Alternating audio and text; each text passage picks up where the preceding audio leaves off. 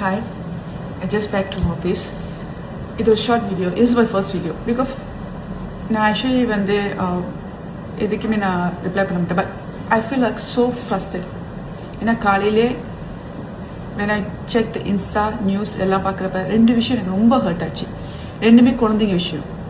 பச்சை பிள்ளைங்க, 1 வயசு 1.5 வயசு பிள்ளைங்க. ஒன்று கேரளாலேயும் ஒன்று உத்தரப்பிரதேஷ்லேயும்.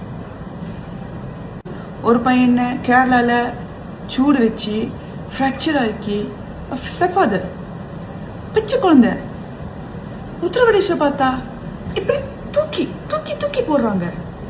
அது குழந்தை, அது கத்ததான் செய்யுது, வேற எதுவும் இல்லை, இறந்து போச்சு. ஃபுல்லா blue black I I don't show with it. என்னால் பார்க்க முடியல. நானும் ஒரு குழந்தைக்கு அம்மா.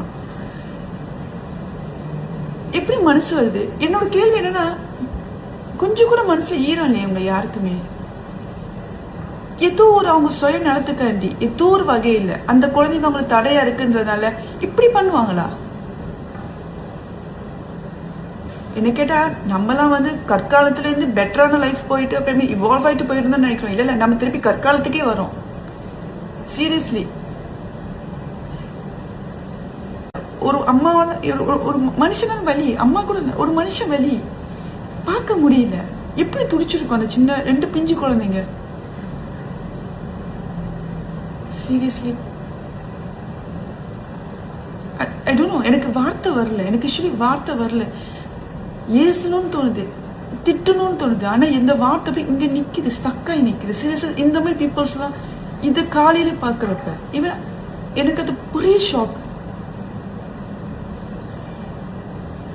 பீப்புள் சீரியஸா தெரியல மக்களே. இவங்கள என்ன என்ன என்ன மனுஷ ஜென்மமா, மிருக ஜென்மம்? மிருகத்தை கூட நான் சொல்ல மாட்டேன். மிருகம் நம்ம அதை அட்டாக் பண்ணதான் திருப்பி அட்டாக் பண்ணோம். இவங்க மிருக ஜென்மம் கூட இல்லை.